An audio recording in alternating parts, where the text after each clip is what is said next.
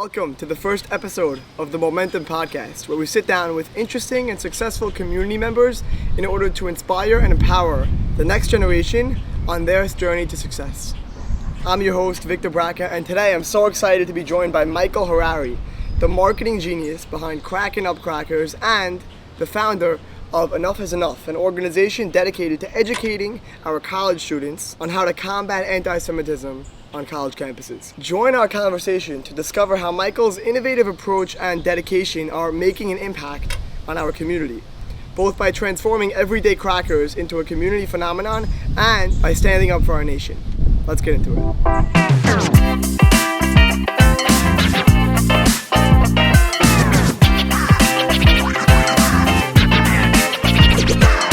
Mike, how we doing? Great to have you on. Is the first podcast? First episode. Very excited. Okay, cool. We're looking forward. Yes.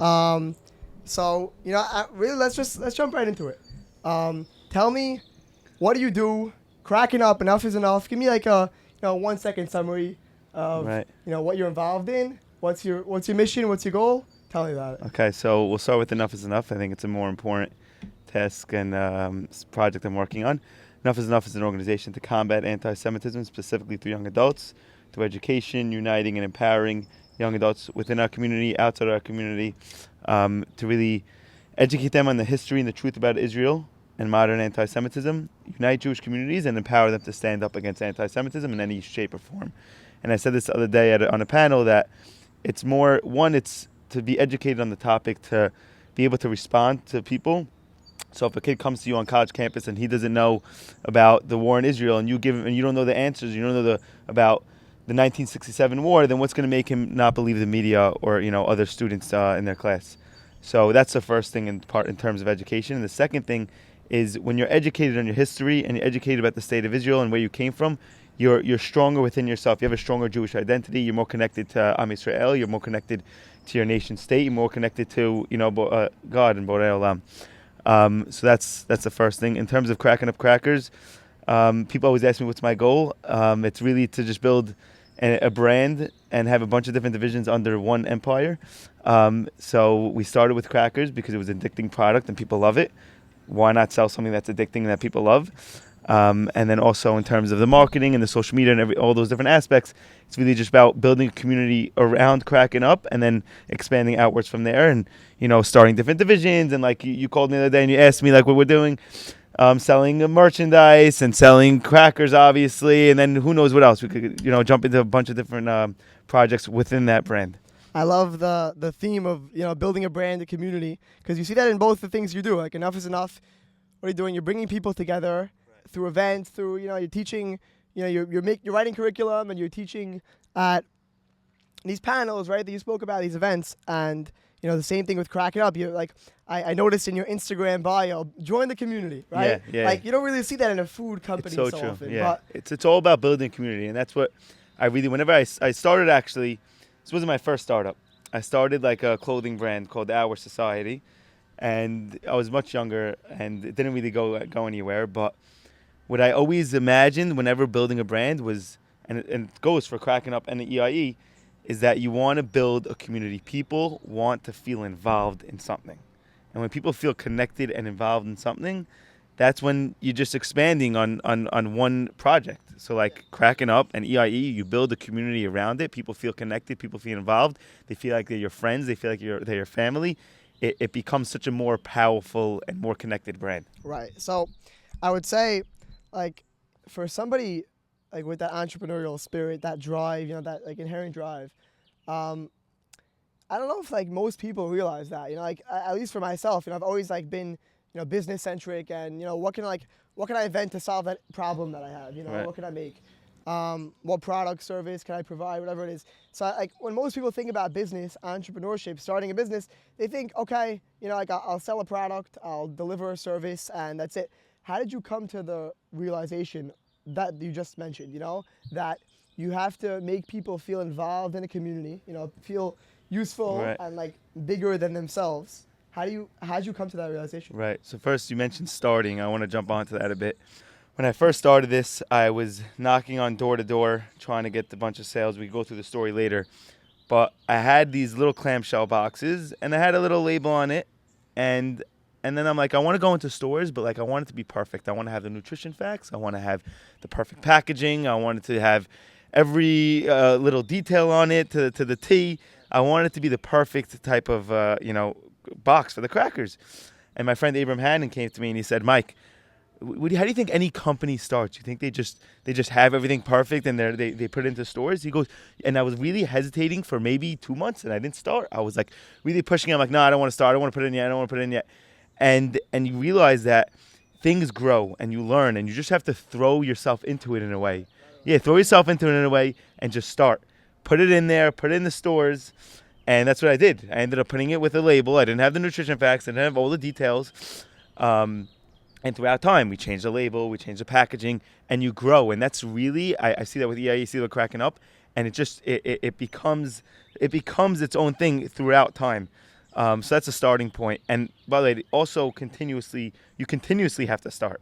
It's like, okay, you start in the beginning, but also at the same time, I actually had an issue. I went to a store, and I proposed the crackers. I said, oh, can we sell this in your store? And he said, yes, no problem. I go, you know what? I want to have the right certification, the right this, the right that before I come in. I ended up, I was in business selling to a few different stores. And I'm like, I want to have the right thing to put on the packaging. I'll come back to you. I came back to him and he goes, oh, I don't want to see you till after Passover. And then I went back at the Passover, oh, we're not selling now. And then I lost my opportunity. It's get yourself in there, figure it out after. That's the type of mentality a lot of entrepreneurs have. And that's so many entrepreneurs that I speak to. I was on the panel the other day, and they all said we really didn't know what we were doing. We just started. We really just started, and it all comes about. So remind me, what would you ask? Because I jumped on the starting point. I forgot what I asked, but it doesn't matter because I want to ask a follow-up question. Okay, fine. You mentioned like continually starting, Like I could say even for the podcast that we're doing right now, it's the first episode, right? Right. And what was the course of action? Like me and my father had an idea to start a podcast. I texted him on Thursday. An Amazon link, order this microphone right now within 14 minutes so it ships tomorrow, And, we got to get started ASAP, I was thinking about it for a little while. I'm like, okay, I want to start a podcast. Okay, I have to line up all the guests first to see who I want, And then I said, no, I made an Instagram account. I announced first episode dropping Friday, which is, today when it's released. Yeah. And I reached out to you, Yeah. like, come on as the first guest. And like, it was just like I realized, I had the realization after procrastinating it for long enough that you gotta start, Yeah.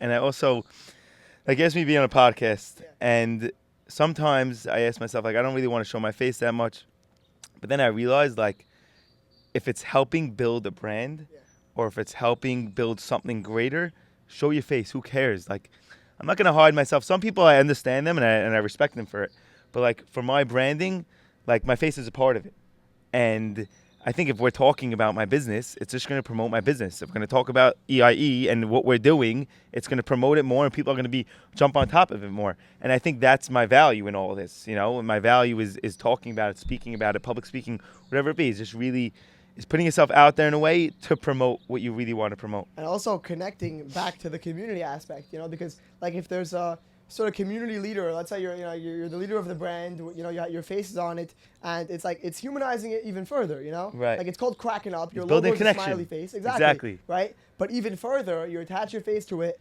and while you may be opposed to that in the beginning, it's like that's how you connect with people. Yeah, exactly. People 100%, they connect. They want to see the back end story. I always say this whenever we're doing marketing. I always want behind the scenes footage. Love it. Because I think that's better than the actual footage. All right, let's get the behind the scenes. It's a great one. Legit, because people see the genuinity of it. They see what's really happening. They feel more involved, like I said in the beginning. I love it. Okay. So going let's get into the origin story, So were you always this you mentioned you started three that I know of, 3 projects. That first started the clothing brand, EIE, Cracking Up, and then maybe more, which I'm not sure. Yeah, but, okay, I have to think about it. But were go you on. always this entrepreneurial, growing up? Right. Did the opportunity arise and you took the opportunity, for these organizations, or were you always looking for something to make, or was it in the middle? So my father always instilled in me to always get involved in community projects and stuff like that. Always pushed me to start and sell. So when I was always little, I was always selling winter gloves in school, and I was selling candies, and sometimes in camp I would do things. And then I was part of a beautiful organization, ECBF, Ezra Corner Bar Mitzvah Foundation. which helps people, support if they can't afford a bar mitzvah. So I was always somewhat involved, and I always did like starting something. I wanna feel like I could control and grab the bull by the horns in a way. Right. And I think, and I said this to students in Flatbush, when I spoke in Flatbush, I said, like, even if you could still apply that entrepreneurial spirit within a job. So like you could take control of what you're in. So like if you're working in real estate, and you have a certain aspect, and you're part of a certain division in real estate, like take a lead on that. Start, work, be creative in that aspect, and try to find ways where you could apply that, and you could really be a little bit entrepreneurial in what you do. And like I worked in RJT Capital, and that's what I did. I was really trying to just lead and find my own leads and things, and you have to really just take things by the horn and find what you love within the business also. Because a lot of people, they can't necessarily, they're getting married, they're having a kid, they need to get paid through a business. They can't just start something, and it's a huge risk to just start something. So it's just really finding what you enjoy within that business. It's so important to find what you enjoy, and we could talk about lifestyle, and the enjoyment of life. I think it's crucial, because if you're working every single day and you're not happy with what you do, then what are you really working for? Yeah.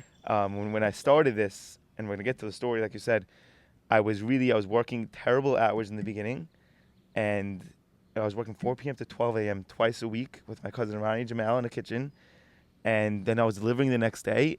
Last summer, I was not enjoying. People were asking me, "Oh, how's cracking up?" Because it was like the hype then. It was debut.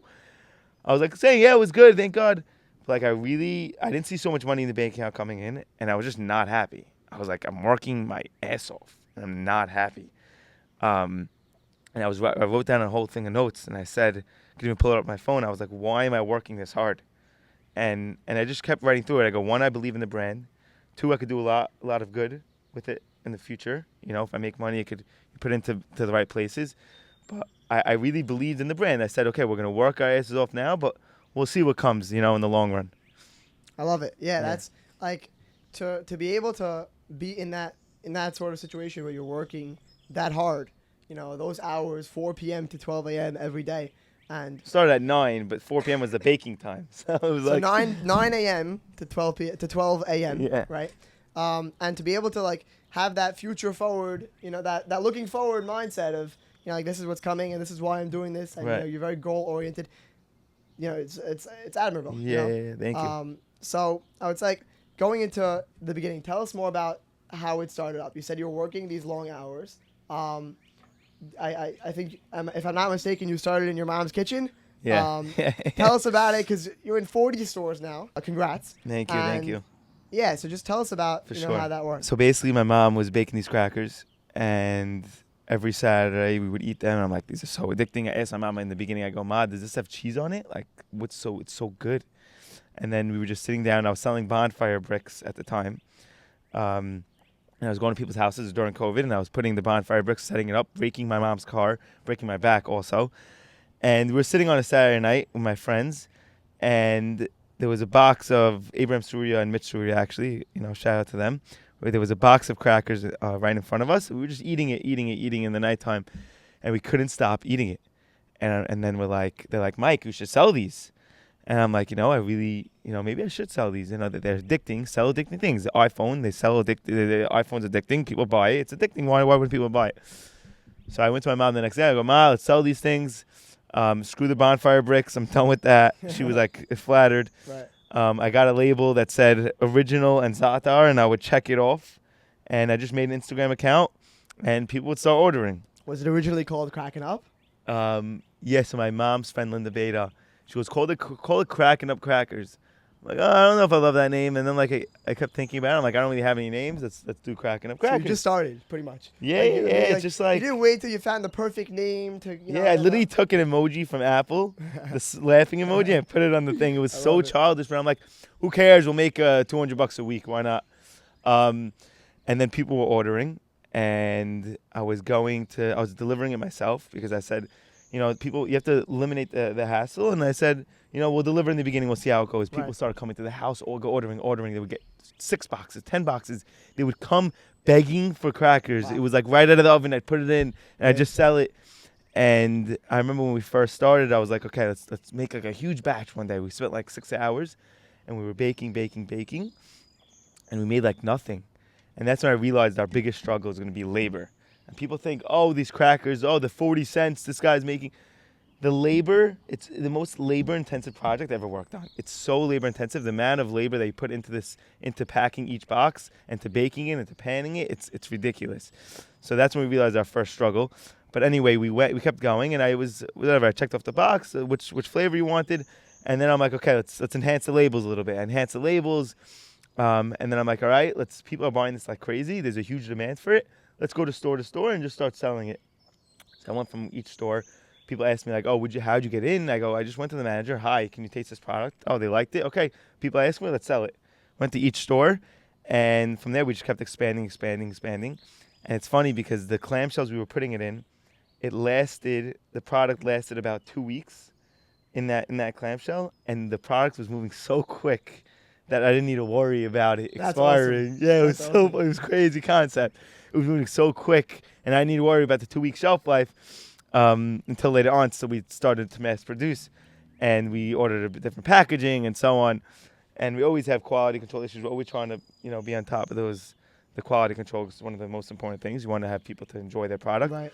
So we went from store to store, and we just started expanding from there. And then the ambassadors came in we took I was cracking up. So I said, let's continue to just put funny content on the page and see what comes from it. And I was avoiding my face on Instagram, and then in a way, I realized to myself, I go, if I'm not showing that, oh, Michael Harary is putting it, he's selling these crackers, if I'm afraid to sell it, then how is it ever going to really expand and become something? You got to really be proud of what you're selling and love what you're selling. And I think that's when I said, okay, Mike, go all into it, show your face, who cares, just go with it. And it also built my confidence also throughout time. Love it. So we were putting funny pictures on the Instagram.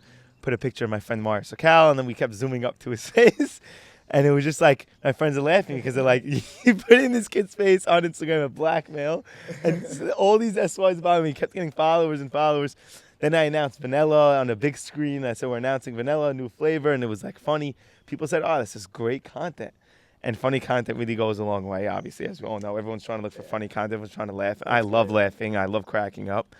No pun intended, but we just kept pushing, and then I said, we saw my friend's face. I go, someone said, put his face in the box. They were joking. We were talking, oh, put his face in the box. I'm like, it's a great idea. I want to put his face on the actual box. That's awesome. Whoever did something. And ambassadors were born. Yeah, ambassadors were born. Wow. Mario Sakal's face is on the box, and everyone's talking about it because this is who David Levy has to thank? Yeah. Okay, all right. Mario Sakal was the first ambassador. And we decided, I go, oh yeah, let's just put his face in the box. It's so different. I love being different because when you're different, it puts a spark to it. So we put his face in the box. Everyone was talking about it. I go, let's put other people's faces on the box, make videos. We called it ambassador, this and that. And we created this whole talk of the town. Everyone's like, oh, your friend's face, your cousin's face, your nephew. Everyone's talking about everyone's face in the box. And it caused so much commotion, so much talk around the town. And that's what really expanded and, brought so much hype to it.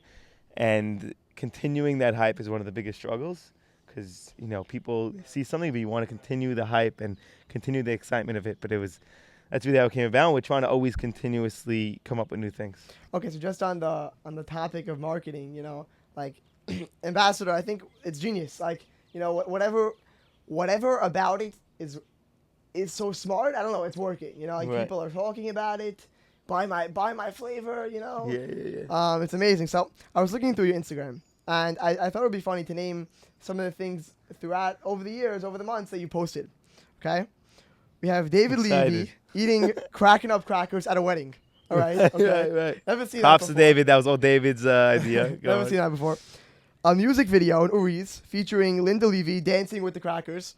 Okay, Sick. that's new. All right, a flight attendant serving some Sinchug airline passengers. I think they got 1 million views. 1.2 million views. That's wild. We even got orders from it. Wow. Like nationwide? Yeah. Online orders. I mean, when you're getting 1 million, so many people. I was in the city doing a taste testing at one of these stores, and some random comes up to me. They're like, yeah, I saw a video on Delta Airlines. I'm like, who are you? That's awesome.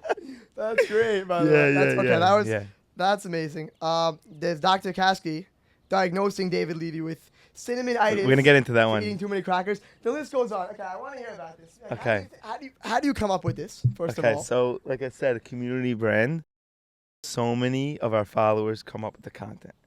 So, of course, we're working tirelessly. Me, my videographer, we have like whatever. I built somewhat of a team, and we continuously we get a foundation idea, and then we just jump and just throw all of ideas into it. And I always say this with the organization as well. Whenever someone has an idea, tell it to us because it sparks another idea. Always, I love brainstorming and just bouncing off different ideas because it sparks another idea. So a lot of our ideas come from our following. The Dr. Kasky video, I was sitting in his office for an appointment, and he goes, let's do a video or something. I'm like, oh my God, what a better video. What a great video. It's doing in a doctor's office, you know? And then David Levy came up with the cinnamonitis. I came up with him shaking the legs. So he's like, feels like a little kid. Zika Sab came up with a lot of different ideas in it. And all these little ideas make it what it is. So like Linda Levy, she does a Lindagram. She's always, basically what she does is if you have a birthday for someone, I'm not sure if she started in COVID or not, but she started making songs that have to do with these people. So let's say it's her birthday and you love skateboarding and you love drinking Diet Coke. I don't know. She'll make a whole song about that. And she said I called her up, and I know she's hilarious. And she's like, oh, we'll do a Lindagram. We'll do it in Uri's, and we'll make a whole rap song. And she came up with the rap song, and then I brought all props, and we came up with more different ideas. And then throughout, we planned so much, and we planned the other day for the story of Cracking Up. I just did a video. When you're there, that's when all the ideas come. So you plan so much, but when you're there, oh, do this, do that, come up with this. It's a lot of improv. A lot of improv. Oh my God, the amount of improv me and David Levy did. 90% of our videos that me and David Levy did, all improv. I'm not even joking. It's all improv. We come up, oh, let's just do this. Oh, let's do that. David Levy dancing with Dr. Kasky. All of a sudden he started dancing. Dr. Kasky started dancing with him. I go, continue dancing. They kept dancing and dancing, and that was legit the entire video. Everyone was dying from the dancing part. That's awesome. That's great. So it's a lot of improv. I remember there was a rabbi picking up the crackers mid Linda Levy dancing video, and he picked it up. I go, get it, man. You know, like it's really just about continuous improv, and just like I said before, genuinity about the brand. And then, of course, there's so much planning into the marketing. We sit down beforehand, we come up with a whole script, and within that script, there's a lot of different details that we come out with, and that really makes it all come together. That's so cool. That's great. What I asked this to Eddie Shabbat, who started Sprayground. He's a genius marketer. I asked him one time, I said, I have the biggest struggle not the biggest struggle, but I have a struggle in terms of marketing is I want to look so professional, but at the same time, I really want to look like a startup.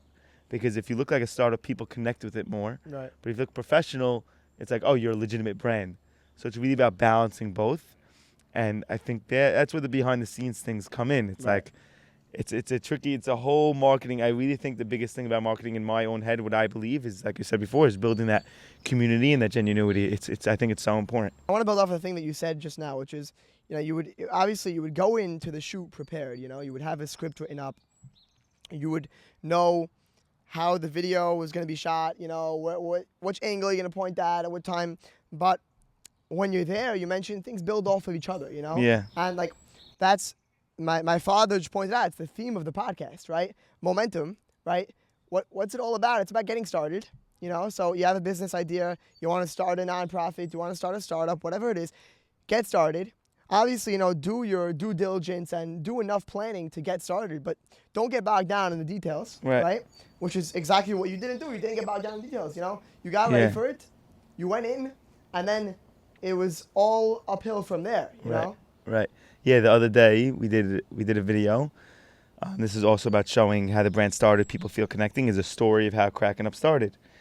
And we put my mom's tray there with a bunch of crackers. And I'm sitting with Tuni Hannon and Joe Shabbat. Joe Shabbat, props to Joe Shabbat. This is one of my best friends.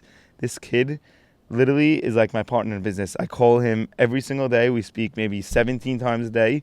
He's helping me in every way possible. I have to give him the shout out because my brand wouldn't be my brand without him. His mindset, the way he approaches things, the way he gives me advice. and he's starting his own brand, and it's just like, it's so important to have people to bounce off with. Like, it's true, when you're starting it yourself, you're so in deep that you don't know you're so in deep that you don't see the outside of You it. don't know what's happening. And you need partners in a way, but maybe you don't need partners where they're taking equity. Maybe you need a friend that you could help him and they could help you. You know, that's just jumping to Joe Shabbat. But the reason why I brought that up was because we were sitting down. We said, okay, I have the crackers there, the story of cracking up. We're going to make like a whole story of how cracking up started. And we have the tray with the crackers, and we made like Joe Shabbat and Tuni Hannon were Abe Surya and Mitsuria, and that they were like having the crackers with me. And all of a sudden I see bubbles. I'm like, oh, let's get bubbles. Let's maybe blow bubbles mid-item. Then we're like, oh, just wear this item. Oh, put sunglasses. Like, all these little details just came about, and that's what makes it so funny. Oh, you were blowing bubbles. Like, it sounds so stupid, awesome. But it really, those little when you put it all together, it comes about. Yeah, it's awesome. So, okay, well, sort of ending off the discussion about cracking up, I want to get into EIE. It's amazing. The impact you've had is amazing. But right.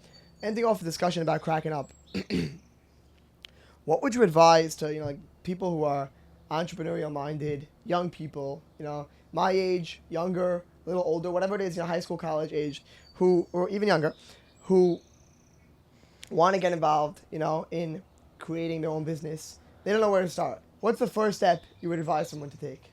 Right. So first off, I'm humbled to be on a podcast where it's like, oh, you started this whole thing. I believe that I'm not even there yet. So for me to give advice, of course, it's nice to give advice because I'm in it. But at the same time, I'm nowhere near there yet. My business, God forbid, could fail any minute. I hope it doesn't. I don't think it will. God's help. But I'm in 40 stores. I have one product. I have 4 different flavors. We have a cool marketing thing going on. But like, there's so many bucket hats. I've seen so many businesses fail. Like, just everyone sees businesses fail, but like, I'm not there yet.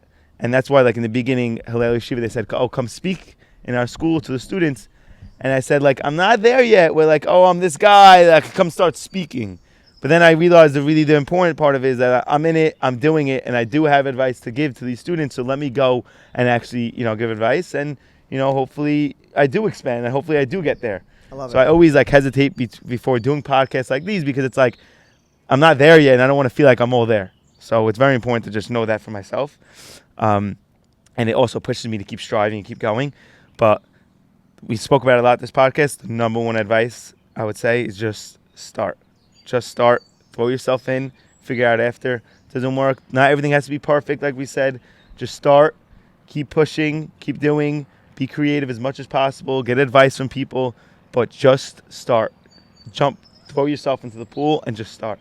Love it. Yeah. Okay. Yeah. When I was telling these students in Hillel, I started off the presentation. I said to them, everyone, I want to ask everyone, I'm going to ask a question. How do you start, if you were in my position, how would you start cracking up? And one kid goes, social media. One kid goes, bake the crackers. One kid goes, source packaging. And all these kids were giving these different answers. And what I said was, every single answer was correct. It's just about picking your spot at how to start. It's not about, you could start by putting an Instagram page. You could start by, sourcing the dough or whatever it may be. But it's really just about starting and finding that way to start. It's really, I think in the beginning, it's easy, I think. Getting started, throwing it out there. Start an Instagram page, source this, source that. In the beginning, it's easy, but then it gets hard throughout time. And it's about building that commitment and just starting. Like I said, just start and it'll go and it'll grow. In the beginning, it's going to be a little easy. And then it's going to be hard, but you're really just figuring it out of the way. You're already in it, so you have to figure it out. Right.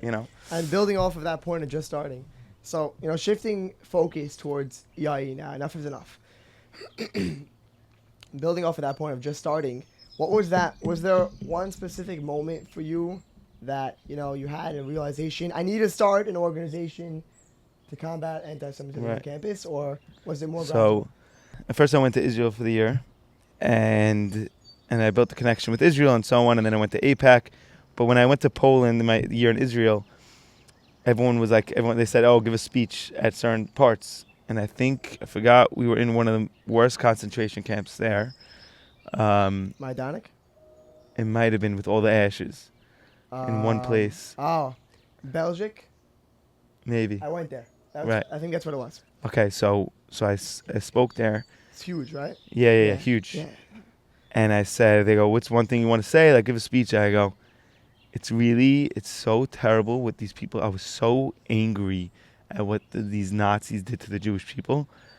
And then I'm like, there's still anti-Semitism. And I'm like, we have to, like, in a way, like, we don't just owe them, but like when we're standing here, you see all the ashes, you see all these people that died, our brothers and sisters, literally like our family, and there's still anti-Semitism going around. And I stood there, I'm like, we have to do whatever we can to stand up now. Right. You know, like, let's, like, and all the concentration camps were behind me, and all the ashes were in front of me. And I'm like, and I felt the fire, like you mentioned fire, and I'm like, oh, like all these, like, we just got all the turmoil that I just saw and all the destruction. And I'm like, and there's still anti-Semitism. What are we doing? We have to fight. Like, we have to do whatever we can. And I said this the other day, you know, people need food or money, you give them food and money. People need a home, you give them a home. When it comes to anti-Semitism, it's so broad on how to approach it. You know, it's not like any other charity. It's like, what do you do? So throughout time, I realized that, and connecting with Stand With Us and speaking to, you know, Ilan Carr is a special envoy for combating anti-Semitism under the Trump administration. He goes, call it enough is enough. And just learning all these aspects. Spoke with Stand With Us. They go, education is crucial in combating anti-Semitism.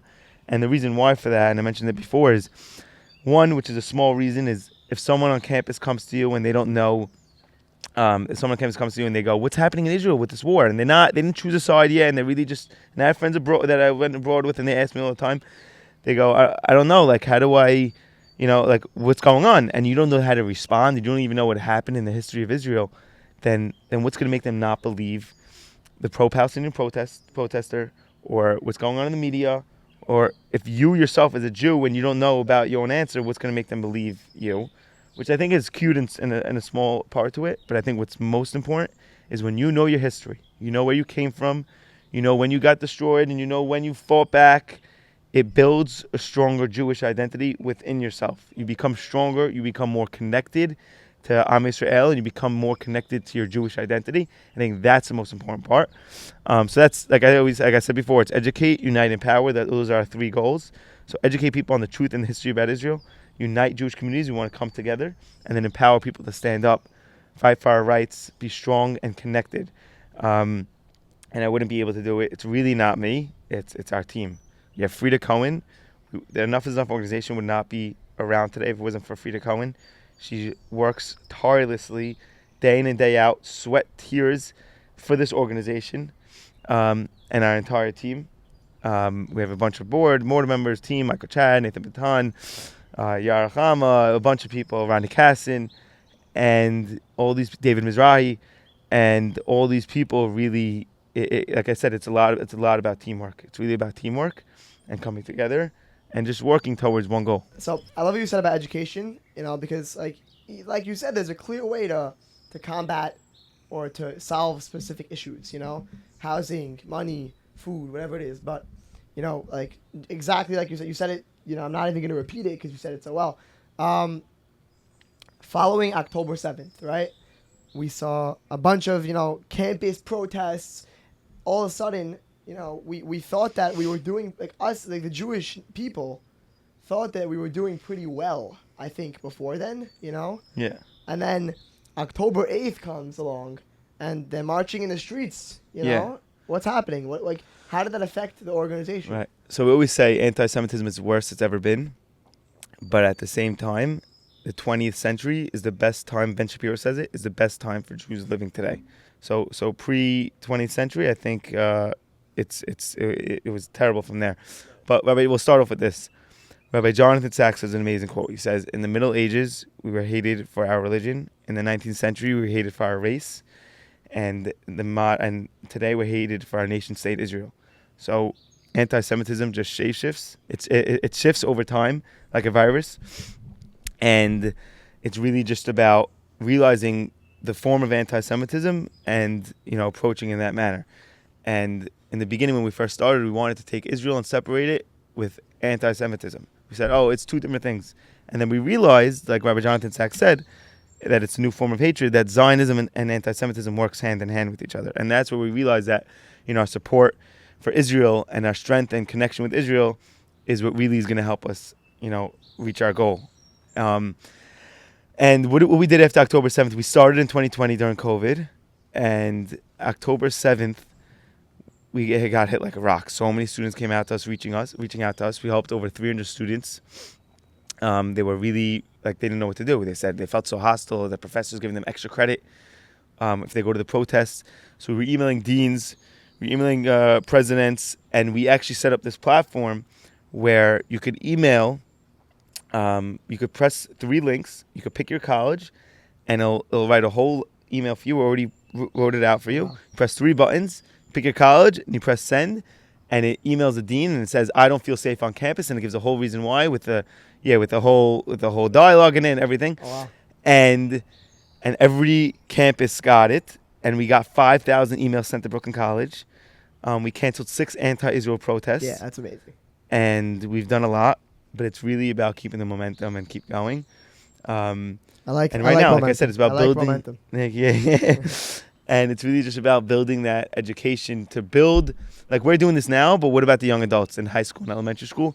Like, are they going to go and want to fight? Are they going to want to send those emails? Are they going to want to stand up? And I think that's really a huge part to it, is that they need to feel empowered. And that's why I said educate them to feel connected, and then unite, and then empower them to actually go and stand up and use that education and use that value that they got. I just wanted to go over some statistics about the organization. Like you mentioned some of these. So Enough is Enough has facilitated over 75,000 messages, through that program that you guys, set up to school administrations, individuals, and elected officials. 75,000. That's huge. You've connected over 1,000 people at in-person events. As you said, you've canceled 6 anti-Israel protests, connected 5 students with lawyers, and supported over 350, also, as you mentioned, individual cases. This impact is huge. It's within the community, and I'm sure outside of the community, outside of the Syrian community, and just Jews as a whole. We sat down with our team, and we said, how do we combat anti-Semitism? And we're like, what is it? What do we do? And we saw education was a huge part. So we took that education aspect and we said, okay, how do we educate people? And then we had a first event where we had someone that was pro-Palestinian.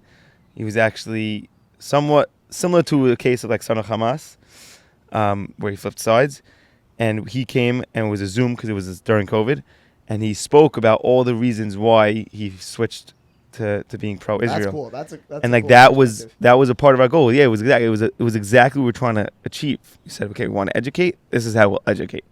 And we just ran towards one goal. So, like I said, it's starting, but you also want to set goals. My brother Joe, when I was telling him, I said, I want to do X, Y, and Z before this happens. And then he showed me in the Chumash, it said, smart leaders, what they do is they choose their goal before they start, because you want to have the vision. You want to be a visionary to see what you want to grab, and see where you're running towards, because that will help you with all the detailed steps of getting to there. So of course it's starting, but it's also about seeing where you want to get to. So it's starting and then seeing the finish line. You keep mentioning the theme of education, right? Educating. That's the purpose of the organization, to educate.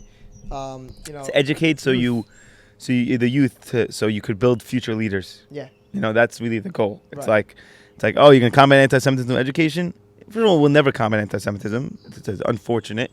It'll never be defeated. But Right. we have to do whatever we can to stand up and connect to our Jewish identity, Right. and that's the part of education, instilling the education, so you have future leaders that are more connected.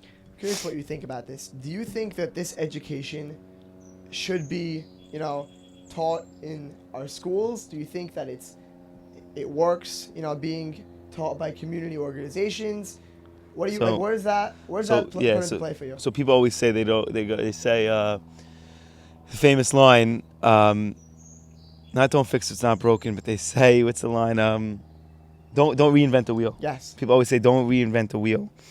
And it's true. So we have the platform where students are going to school and they're being educated already. So if you could implement it, the curriculum into high schools and into elementary schools, then you already have the platform. The students are going to sit in the classroom and learn. Beautiful. So what we're doing, EIEs, we already met with Barkai, Hillel, Magan, and Flatbush to educate, to speak with them about a curriculum that we're working on. We realize that a lot of kids are coming out of high schools and they're not so educated on the history of Israel, the topic about modern anti-Semitism. So we're building this curriculum where it's exciting, it's engaging, and we're trying to implement it into plenty of high schools so that these kids come out and they're stronger and more educated and more connected.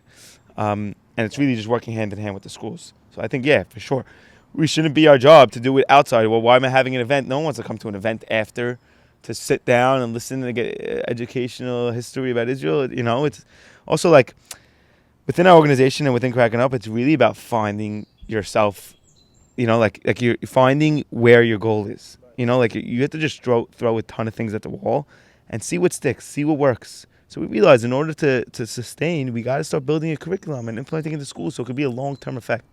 So it's really just about throwing a lot of things at the wall and figuring it out later. I love it. Okay, so for somebody who's watching, inspired by EIE's mission, how do they get involved? Okay, so first off, reach out to us. There's plenty of volunteer opportunities for you to get involved in. And if you have an issue on campus or you're not educated enough, reach out to us. I remember a kid reached out to me. He goes, I want to be more educated because I have a lot of people coming. He's like an influencer. He goes, a lot of people coming to me and I don't know what to respond. He came. I sat down with him for 30 minutes. We went through everything, what to respond, how to respond. I gave him two pamphlets, and like it really helps these students be educated. And when after October 7th, so many people were coming to us asking us, and we said, you know what, we can't just keep answering everyone, one by one. We made a student packet about the history of Israel, quick facts and important facts that you should know, videos and Instagram links that you could look at and watch and be educated from, and we ended up reaching out to Hillel Chabad to distribute these pamphlets so every Jew could get it. And it ended up going all the way to Australia. That's great, wow. And these students are really learning from these pamphlets. And it's just a great way to really have the students be connected with us. So if you have an issue on campus or if you want to get involved and help out and feel more connected, reach out to us, get involved. There's so many opportunities, so many ways for you to get involved. Love it. Okay, so, sort of wrapping up here. Continuing with the theme of the podcast, momentum, right? For both of your projects, right? For Cracking Up and for Enough is Enough. What was your momentum moment, we'll call it, right? What was that moment where you had the realization that, you got started, what you're doing seems to be working, right? You have to keep throwing stuff at the wall to see what sticks. And to sort of just continue doing what you were doing. You started building up momentum. When Right. did you realize that? I'll start with EIE because I know the answer strongly for EIE. When so many students came up to us and said, you don't know what you did for us. I got through college campus because of Frida Cohen. That's amazing. I couldn't have done it without you guys. The amount of people that came to us saying, I'm more educated. You helped me tremendously with this professor. Thank you for dealing with this and X and Y and Z with us. It was amazing, the amount of people that came up to us that were impacted from our organization. That's awesome. So that's that. That's got to be, so meaningful. Yeah, it's so meaningful. Like, we had the Israeli Day Parade, and there was all parents on the side, and there was all high schools. Where was the young adults? We filled that need. The students came up to us, they go, I wouldn't have been here if it wasn't for you guys. And that was the empowerment part, connecting with Israel. We live in New York, Israeli Day Parade in New York. We got the young adults to get involved, and it was so special that we all got involved. We're singing, we're dancing. I always say, you want to be trendy and cool. That's why a lot of these Palestinian protesters, these pro-Palestinian protesters, they're standing there and they have keffiyehs around their head and they're shouting and chanting. They have awesome chants. They're in it. A lot of them are in it because it's trendy, it's cool, and it's fun.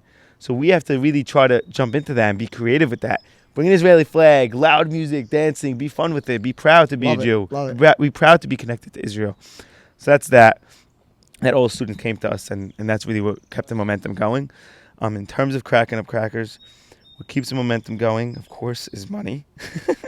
Making money definitely pushes momentum. You do run a business. Yeah, definitely pushes the momentum. I'm not going to lie. What else pushes the momentum is building a brand, and just it's there's so many struggles to it, but it's also like I remember dancing in the David Caskey video with Dr. Caskey and David Levy, and I was like, I just love what I'm doing, and I love That's great. finding ways, and I'm just being so creative, and I'm expanding. I'm touching different things that I never knew my mind could touch and grab, because it's like it's just everything is an exploration. Everything is just another idea, another task, and I have so many different issues that we deal with. And it's like when you have an issue, it's like whack-a-mole. You take care of it, and you grab onto it, and you accomplish that task. It's like, wow, it's so accomplishing. You just jumped onto something, and you grabbed it, and you handled it. Next, and it's like it's a mix of like just taking care of issues, and at the same time, just like jumping on so many different ideas and jumping on so many different creative ideas and things where you could just continue exploring what your mind could create, and just building this whole universal brand. It's Love awesome. it. Okay, wow. It's fun. It's fun. That's amazing. Yeah. So listen, Fun, but it's tough. Honestly, it's fun, but it's tough, but it's fulfilling. I can it's tell. definitely fulfilling. The way you speak about it. You Yeah. know? Thank you. Yeah. So okay, let's do some plugs. I don't know. What should they follow? Tell us your Instagram. Okay. Whatever it is. Yeah. So follow Cracking Up Crackers, follow Momentum Podcast, and Top Notch Visuals. Are you doing it separately? Is it like a Separately. I mean, like the way I have the skills to produce the video right? because I run a company, but you know. So Aside let's from that, let's throw it back onto you.